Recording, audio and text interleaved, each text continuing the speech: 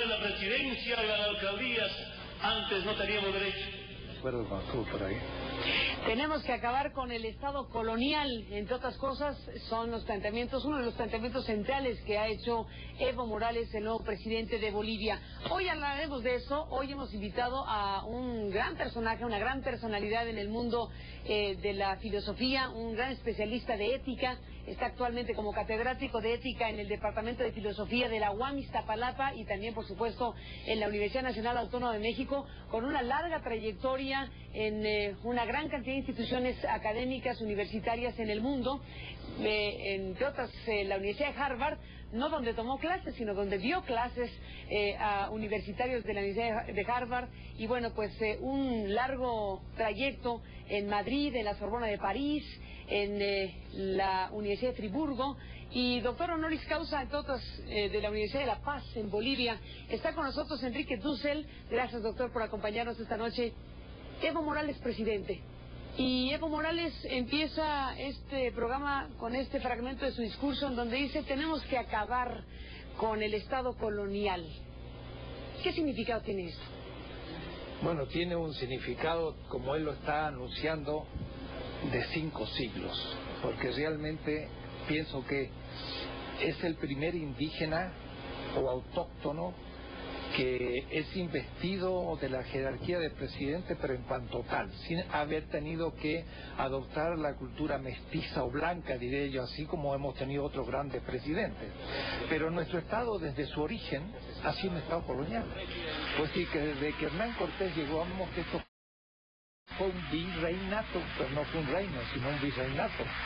Y sabemos que después se declara la independencia, pero nuestra independencia también la declaran.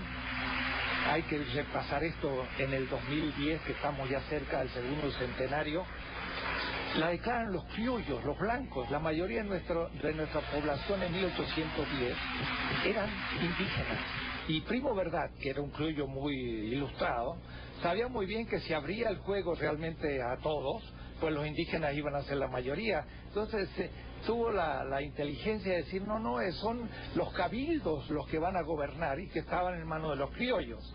O es decir, nuestro Estado colonial es un Estado donde las élites que gobiernan, pero no apoyado por el poder que viene de abajo, sino apoyado en el poder de una élite o de potencias extranjeras, porque no puede apoyarse desde abajo. Y por eso que nuestro Estado ha sido prácticamente hasta hoy siempre colonial.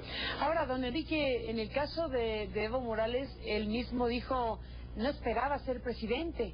Hace 2 años, hace 3 años, nadie esperaba que Evo Morales pudiera llegar a ser presidente. Estaba protagonizando una insurrección prácticamente que tiró a un presidente. Se echó a andar una campaña imaginativa en Bolivia. Y bueno, resulta que algo pasa en Bolivia, algo pasa en América Latina, y tenemos por primera vez en la historia a un indígena de presidente. Sí, quizás hace 3 años, cuando empezó la guerra de Irak, él mismo pensaría que no podría llegar a ser presidente porque era muy dura la manera como se trataba a algunos países periféricos. Pero la cosa ha ido cambiando a tal punto en el mundo geopolíticamente y en América Latina, que de pronto estoy seguro que ya hace unos meses ya empezó a pensar que sí podía ser presidente. Pero lo honesto de él es que muestra muy claramente que no le interesa ser presidente, sino que le interesa servir a un pueblo. Y pareciera que eso es parte de como la concepción de una nueva política. Ahora, don Enrique, él ha utilizado una expresión que le va bien a muchos hoy: no se pongan nerviosos. Se lo dice a los inversionistas, pero también se lo dice de alguna manera a los que piensan que con la llegada de un indígena al poder, a la presidencia, puede venir una especie de revancha étnica, ¿no? ¿También hay incluido en su discurso algo de eso? No, también como Mandela, ¿no? Cuando llegó después de 27 años de preso, uno diría, bueno, este hombre va a terminar con los blancos. Y al contrario, su larga, penosa prisión le dio una gran paciencia histórica. El indígena lleva 500 años esperando, pero no una venganza, sino yo diría un lugar en la historia. Ojalá que nos dé lo que esperamos, una gran lección de prudencia histórica. y por eso entonces se opone a los tiempos rápidos del capital financiero o transnacional, por último, y también de una izquierda que a veces quiere éxitos rápidos.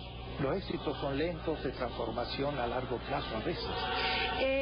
Hay una figura junto a Evo Morales también muy importante que habrá que seguir junto con Evo Morales, que es su vicepresidente, el nuevo vicepresidente Álvaro García Linera, que igual que Evo Morales propone acabar con las estructuras coloniales racistas, y ese es un eje de la propuesta del gobierno de Evo Morales. Y se empieza a hablar de una nueva constitución, y se empieza a hablar de una transformación desde la propia concepción del Estado, en este caso en Bolivia, pero bueno, no es muy distinto de lo que un movimiento como el zapatista ha propuesto para México en ese sentido, desde la Constitución, rediseñar, repensar, reinventar a los estados.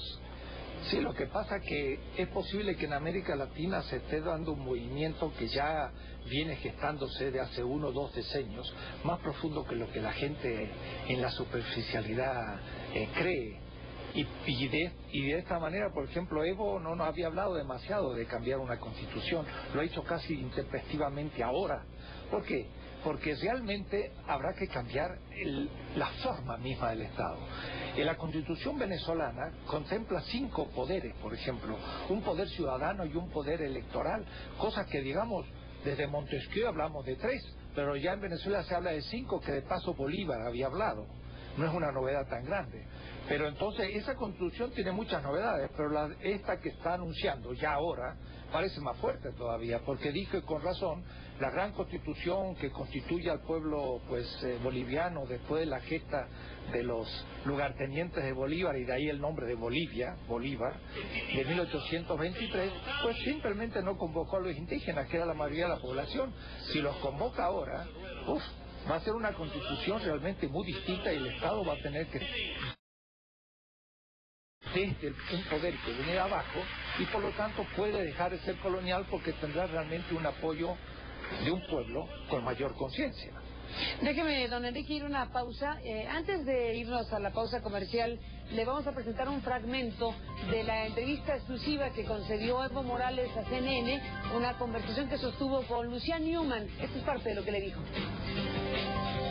Que respete esta voluntad soberana del pueblo, que respete democracias, que no someta a condicionamientos ni chantajes a ayudas internacionales. Si es importante ayudar, que lo practique, que lo haga, pero cualquier relación de carácter comercial o fundamentalmente diplomática debe ser bajo un respeto de pueblos y no de chantajes.